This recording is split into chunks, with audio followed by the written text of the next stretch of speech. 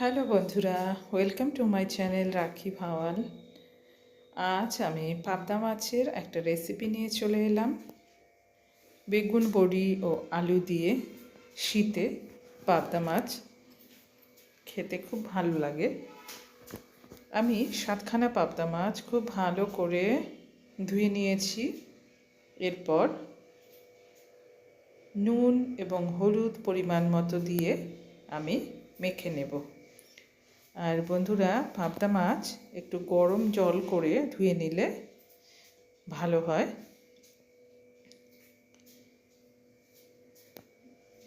নুন হলুদ দিয়ে ভালো করে মাখিয়ে নিয়ে এর মধ্যে আরও একটা জিনিস আমি দেব, সেটা হলো সর্ষের তেল। সর্ষের তেল দিয়ে ম্যারিনেট করে কিছুক্ষণ রেখে দিলে এই আঁশছাড়া মাছ ভাজার সময় খুব ফোটে। আর এইভাবে তেল দিয়ে রাখলে কিন্তু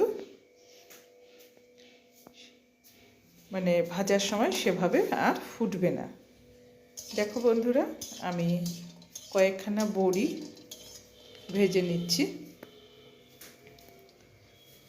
বড়ি আমি ভেজে তুলে নিয়েছি আর বেগুন কেটে জলে রেখে দিয়েছি। দেখো, আমি এবার মাছগুলো ভেজে নেব। কড়াইতে পরিমাণ মতো সর্ষের তেল দিয়ে দিয়েছি, আর সর্ষের তেলেই কিন্তু রান্নাটা করলে বেশি টেস্টি হয়। দেখো বন্ধুরা, আমি প্রথমে 4খানা মাছ ভেজে নেব। পাবদা মাছ আমার বাড়ির সবাই খেতে বেশ ভালোবাসে, বিশেষ করে আমার মেয়ে, ওর তো খুব প্রিয় পাবদা মাছ। দেখো বন্ধুরা, আমি উল্টে পাল্টে মাছগুলো ভেজে নিচ্ছি।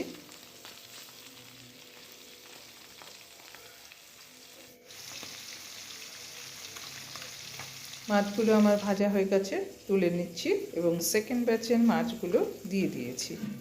এগুলো এবার আমি ভেজে তুলে নিচ্ছি বন্ধুরা। দেখুন, সমস্ত মাছগুলোই আমি ভেজে নিয়েছি। এবার কড়াইতে আবার তেল দিয়ে তাতে একটা ছোট সাইজের পেঁয়াজ আমি ফোড়নের জন্য দিয়ে দিলাম। নেড়ে ছেড়ে নিচ্ছি।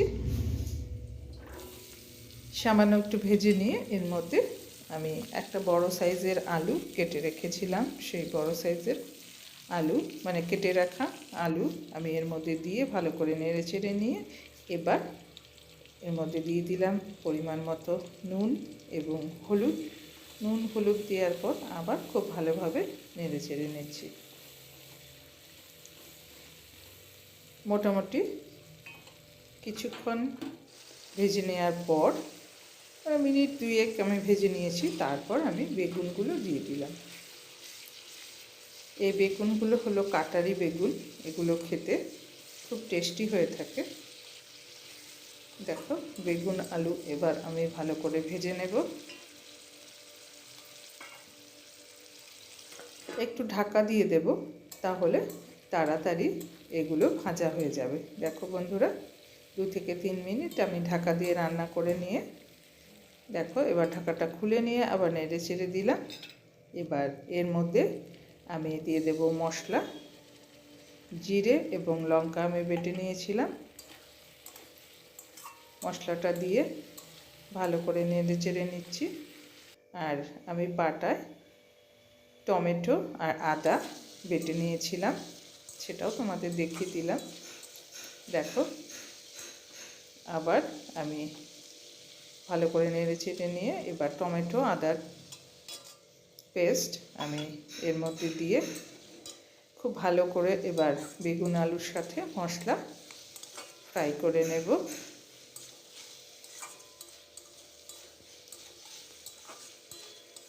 নতুন পুরনো সকল বন্ধুদেরকে জানাই অসংখ্য ধন্যবাদ আমার ভিডিওগুলো ওয়াচ করার জন্য। নতুন বন্ধুরা যারা আমার ভিডিও দেখো অথচ আমার চ্যানেলটি সাবস্ক্রাইব করোনি এখনও পর্যন্ত, তোমরা আমার ভিডিওগুলো ভালো লাগলে অবশ্যই আমার চ্যানেলটি সাবস্ক্রাইব করে পাশে থাকা বেল আইকন প্রেস করে দেবে, তাহলে আমি ভিডিও আপলোড করার সাথে সাথেই তোমাদের কাছে নোটিফিকেশন পৌঁছে যাবে।